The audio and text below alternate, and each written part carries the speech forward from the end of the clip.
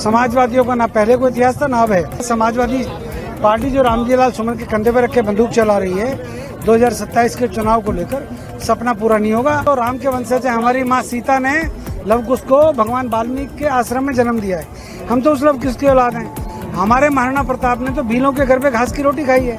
हमको कोई ऐसे कहेगा जात पात की बात करेगा।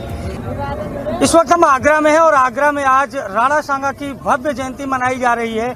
लाखों लोग आगरा में पहुंचे हैं और हमारे साथ बातचीत करने के लिए देश के सबसे चर्चित चेहरे सूरजपाल अम्मू जी हैं। सर, क्या आवश्यकता पड़ी इतने बड़े शक्ति प्रदर्शन की? वो तो माफी मांगने को तैयार नहीं रामजीलाल। कोई बात नहीं, वो माफी नहीं मांगेगा। हमें आंदोलन करने की और अपने आंदोलन करने के लिए अभिव्यक्ति की आजादी है।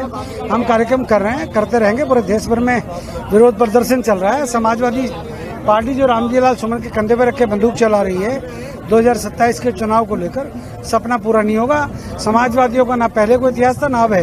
हाँ, दो इतिहास हैं, मायावती को अपमानित करने का गेस्ट हाउस कांड में और राम सेवकों के ऊपर गोली चलाने का और टूटी चुराने का भी इनका इतिहास है। तो इन लोगों ने यही काम करना है। ये MYS का फॉर्मूला अपनाना चाहते हैं। अब तो राजपूत बनाम दलित बताया जा रहा है। हम तो राम के वंशज हैं। हमारी माँ सीता ने लव कुश को भगवान वाल्मीकि के आश्रम में जन्म दिया है। हम तो उस लव कुश की औलाद हैं। हमारे महाराणा प्रताप ने तो भीलों के घर पे घास की रोटी खाई है। हमको कोई ऐसे कहेगा जात पात की बात करेगा। इन लोगों ने इस प्रकार की बातें करके देश के अंदर अराजकता का माहौल पैदा कर रखा है, जो गलत है। मुझे ऐसा लगता है अब देश की जनता समझ गई है, इनको जवाब देगी। सर, आगे क्या होगा? क्योंकि वो माफी नहीं मांगेंगे। अभी तक का जो स्टैंड है, अखिलेश यादव कह रहे हैं कि इतिहास को न कुरेदा जाए और यहीं पर इसे खत्म कर दिया जाए। ऐसा ना तो अखिलेश यादव के बाप के नौकर हम, और अखिलेश यादव कौन सी अम्मी की औलाद है हमें तो ये भी नहीं पता। अखिलेश यादव के असली अब्बा कौन है हमें ये भी नहीं मालूम। उनका इतिहास नहीं है, हमारे को हमारा इतिहास पता है। हम लोग स्पष्ट तौर पे कह चुके हैं, इतिहास के साथ, संस्कृति के साथ छेड़छाड़ बर्दाश्त नहीं होगी।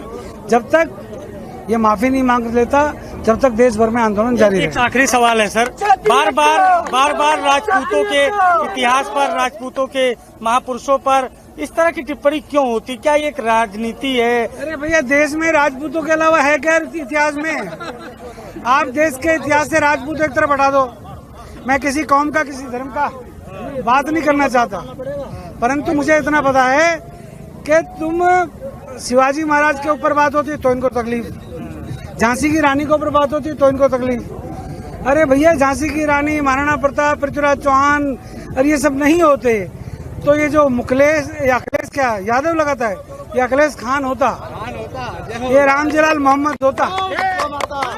तो ये ऐसा नहीं करता। तो ये हमारे साथ सूरजपाल अम्मू हैं, जिन्होंने साफ तौर पर बताया कि देश की जो ऐतिहासिक घटनाएं हैं, देश का जो इतिहास है, उसमें राजपूतों का एक बड़ा योगदान है।